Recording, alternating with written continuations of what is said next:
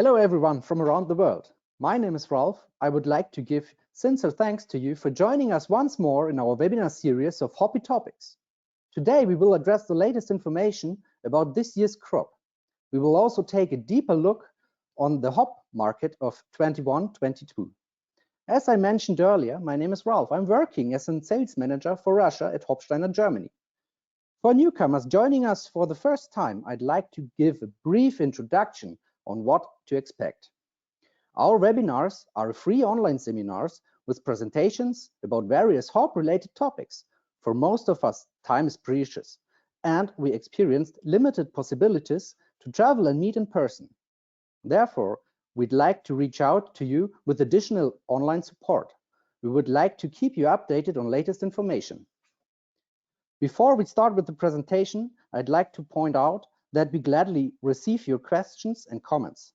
As usual, both your microphone and camera will remain switched off during the webinar. You may address your questions through the Q&A tab in the control panel at any time. At the end of the presentation, I will choose your questions for a 30-minute Q&A session. To give you a quick overview on the schedule, the presentation and the following Q&A session will take about 30 minutes each. That means the session will close at least at 11:30. Now let's come to our presenter. Today we will be joined by Joachim Gede, our Managing Director at Hopsteiner, Germany. Joachim started his career in the mid-90s after receiving his degree in business administration with focus on marketing, HR, and production management. Prior to his career at Hopsteiner, he already worked and gained experience in the hop business at the Sebastian Klotz company. Formerly a part of the Lupofresh group, he was promoted to managing director at Klotz in 1996, shortly after the Lupofresh group was taken over by Hopsteiner. At Hopsteiner, Joachim was the director of sales until 2004. That year, he was appointed as managing director. Since then, he oversees sales, logistics, and marketing. Joachim, the annual hop guidelines are a certain part of the presentation today are usually launched during the Braubeviale. As we all know, may become pretty busy there, and I'm sure during this year's online presentation, you will have a lot more time to go into details and demonstrate the trends of the hop market, right? Yeah. So thanks for your kind introduction, Rob. Welcome to our online webinar today. I'm happy to present the guidelines. Unfortunately, we cannot do it in person, as Rob pointed out. There is no Brau 2021, and yesterday we also learned from the news that there is no online event which was planned. But well, so let's focus on what we can do online for you and present. Oops, how does it start? Okay, and go into the market update 2021. I mean, as a kind of starting point for our discussion about the hop market, I would like to remind us where we started after crop 2020. we had a crop in 2020 with a big production of alpha. That was the estimate at that time. At the same time, we saw that the beer production was on a downward trend. I mean, a lot of uncertainty in the market. How does the beer production continue? What will be the impact on the pandemic, and so on? And finally, we had a number of more than 2,600 tons of alpha as a surplus in the market. So how did the hop market react to that situation as a starting point? And let's have a look at the acreage development first in Germany, in Hallertau. We see that the acreage in Hallertau went down, not very much, but at least it was a kind of reaction to the supply situation. And in total of Germany, we also had a little reduction. We saw a very small increase in Tettnang. We saw a small increase in Elbe Saale, but the overall situation was a reduction of acreage. To point that out here, I mean, the main trend of Hercules being and remaining the dominant variety that continues. We saw an acreage increase here. We also saw an acreage increase for variety Polaris again in that year. At the same time, Saphir was reduced, and also the what we call the special aroma varieties like Höhlmelon, Mandarina Bavaria, Blanc. They were all in overproduction, which became very obvious in the past crop years, and we saw an acreage reduction here. We also saw an acreage reduction in UK. The colleagues here had lots of problem in selling their previous crops already, so the acreage showed a clear reaction to that oversupply situation with a reduction of close to minus 23% of the acreage. Slovenia, we saw a slight increase. The decreases of the acreage in the past years were mostly driven by the citrus bark cracking variety, and now the acreage is coming back into production. So all in all, the acreage in Europe remained pretty stable, with that slight reduction in total as a reaction to the market. In the US, situation was quite different. If you look at varieties here like Citra, we saw another increase again in crop 21. We saw another acreage increase for Kashmir. Where is it? It's not on that list. It's listed amongst others. But Citra, Kashmir, Mosaic actually were the varieties with an increasing acreage. Quite in contradiction to the overall market situation that we saw at the very first slide in our presentation. Also, we also saw increases for varieties like Bravo, Eureka, Mandrinier, and Tahoma. At the same time, if you look here at the bitter varieties, Columbus, Tomahawk, Zeus being reduced. At the same time, Eureka is slightly growing. So maybe the second generation bitter varieties are replacing the first generation bitter varieties. In the other growing areas, we saw an increase of acreage in China, which will be used for domestic use. And due to the increase in the US, we saw again that the world acreage had a small increase of 1.6%, as we said earlier, in kind of contradiction to the market situation with that significant overproduction that we saw in crop 2020.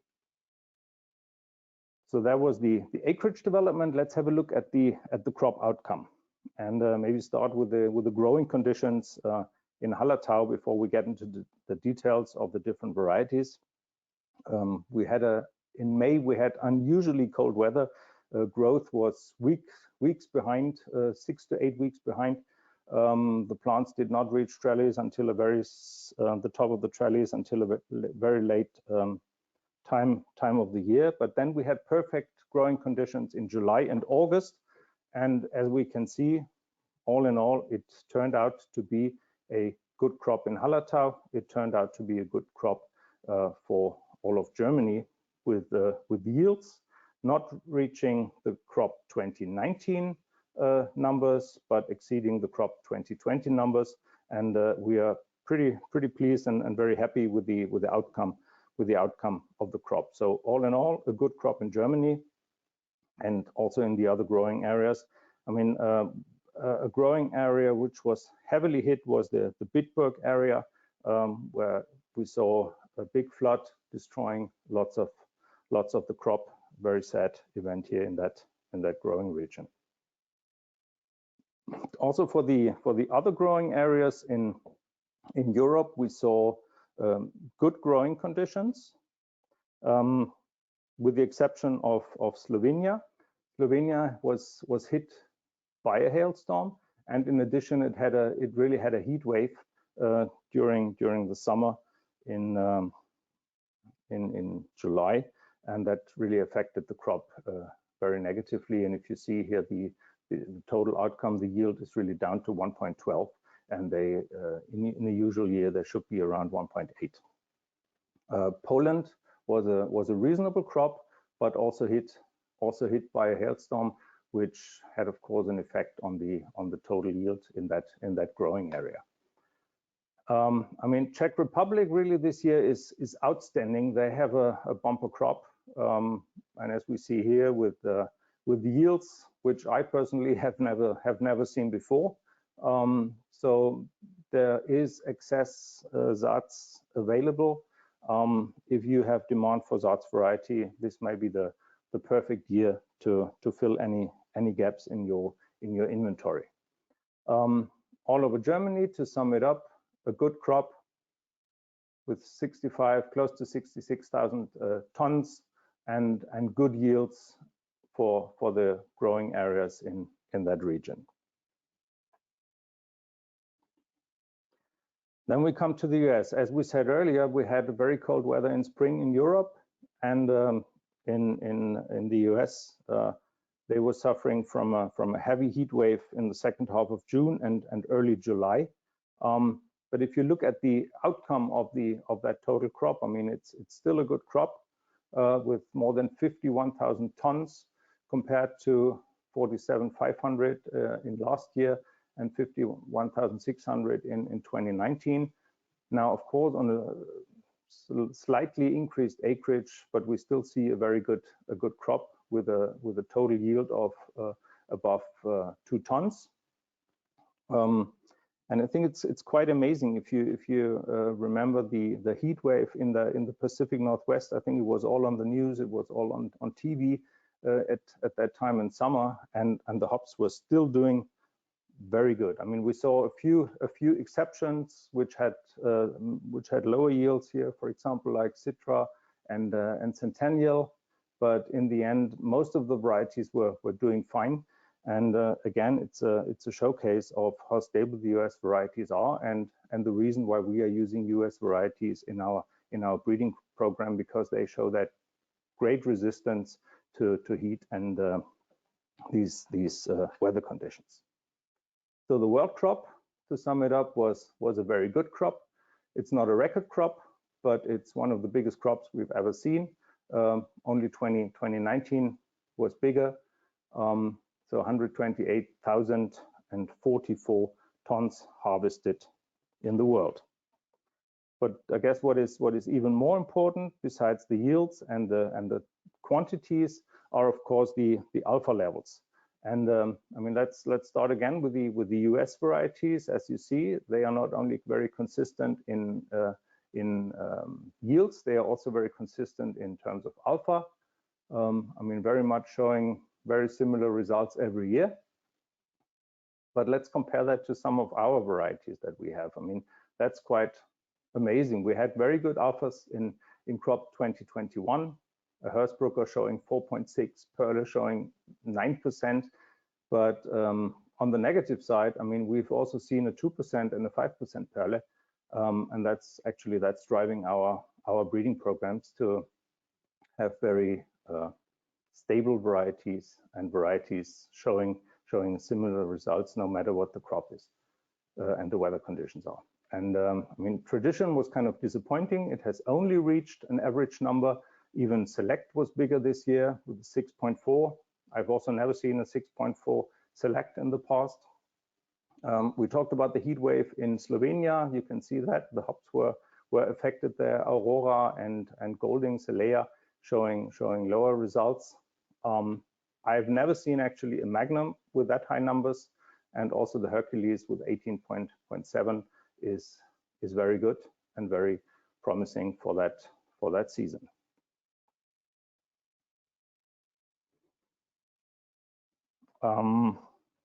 Yeah, let's sum that up. We've seen the tonnage production, and we've seen the alphas, and so if we saw the tonnage here, we've seen the alphas and the split, just to mention it. I mean, this has seemed to stabilize. We are now roughly at a 58% of the total crop is aroma varieties, 42% is bitter varieties.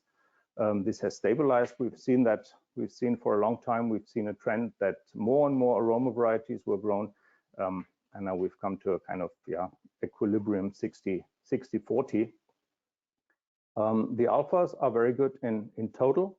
We have an average number worldwide of 9.8%, 13.1 for the bitter varieties, worldwide 0.5 for the aroma varieties. And though we have not reached a record crop in terms of tonnage, we've produced a record crop in terms of alpha, with an alpha production of 12,596 and 400 tons.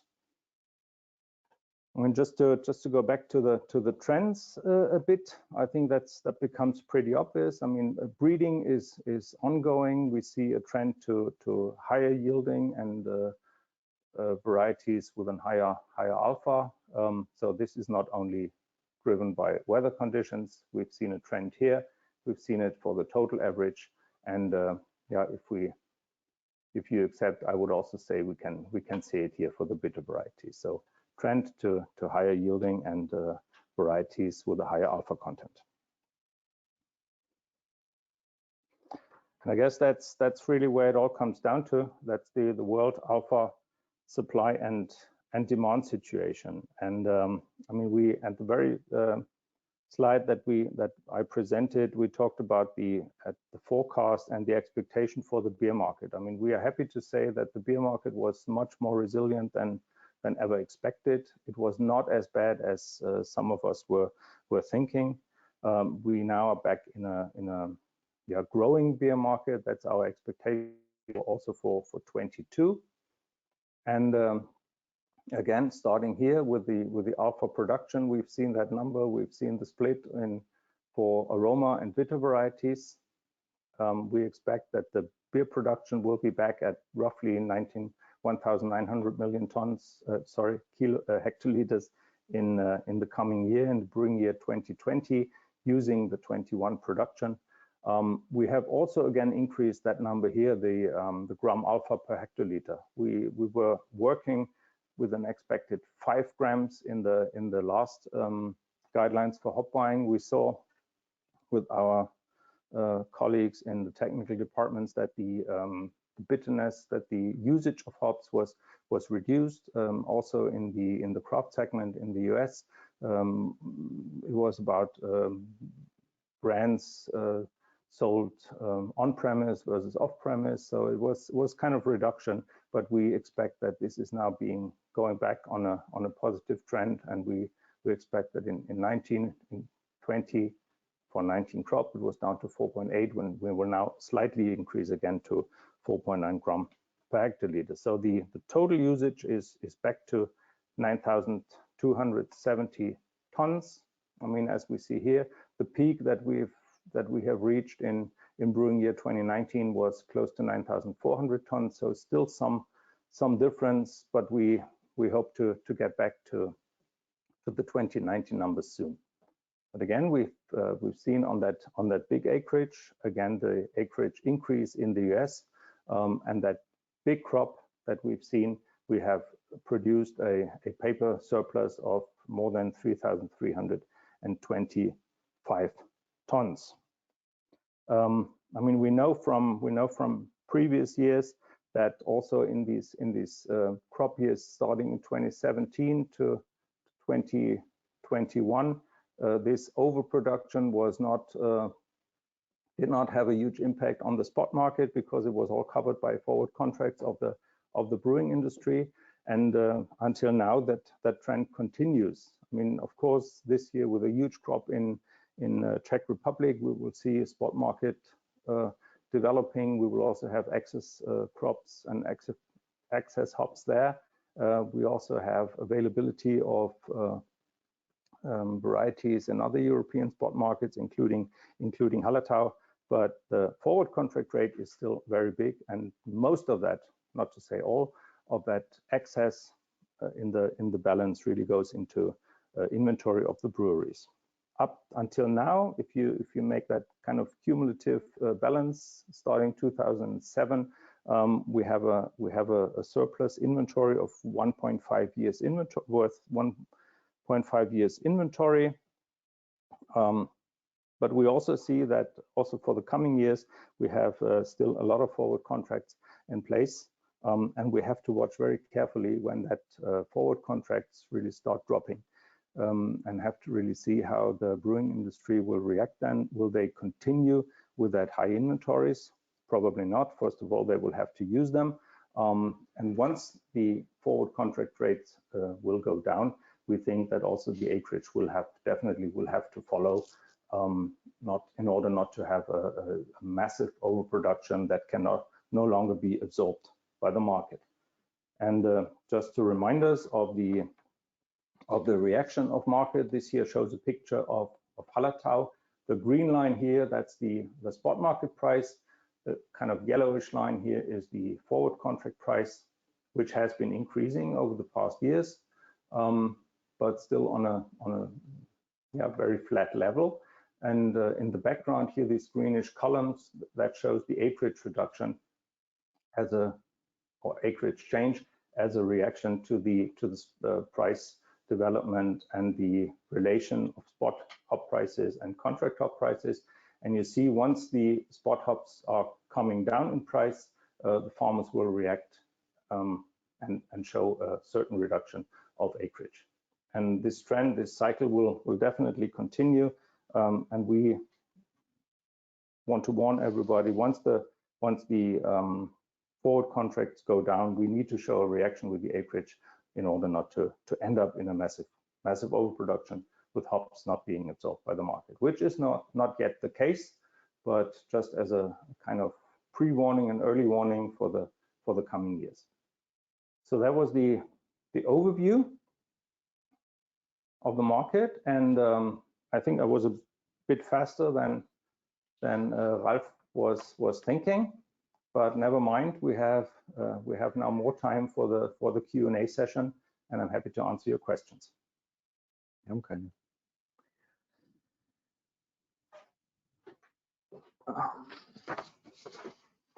Mal die Kamera anmachen.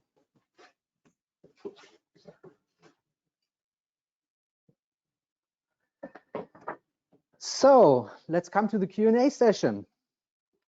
But I think we don't got any questions.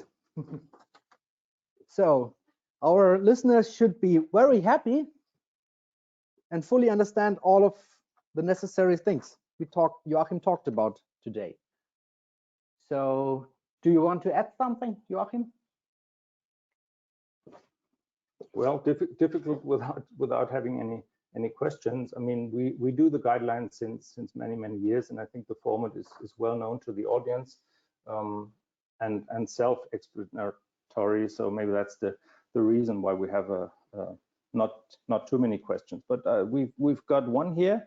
That's the thing of 4 gram alpha per hectoliter seems a bit low. That was a question. I mean, we really did a very detailed calculation of that number. I mean, and we saw that, let's call that the mainstream beers, I think we're down to 3.8 gram on a worldwide basis. And before that whole craft boom was really starting, we were at a level of 3.8 gram. And if you take the roughly 3+ something % of the world beer market being craft with very high hopping rates, this has brought the total average really up, but not to values that we as a hop merchant, of course, would like to see, but at least to 4.8 in past year and 4.9 gram alpha this year. This is not an estimate. This is really a survey that we do on basis of at least 70% of the world beers that are produced, plus very good numbers that we see from the BA and other craft organizations in the world. So I think pretty reliable number.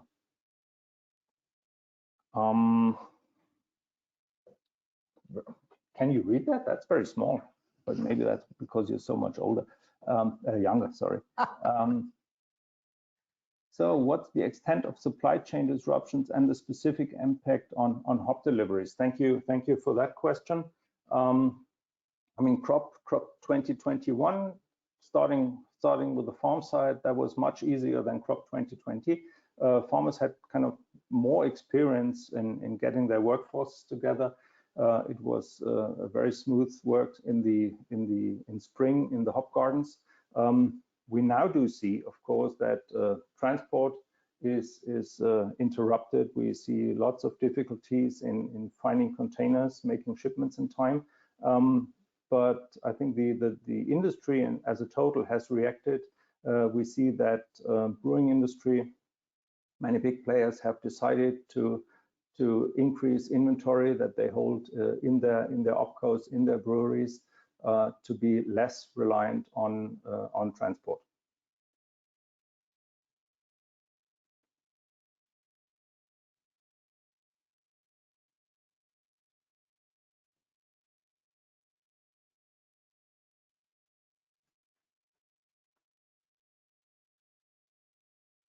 So there's, I mean, that were the questions. I mean, I'm always happy to answer more questions. You can give me a call anytime, send me an email. We are happy to. I'm happy to answer that.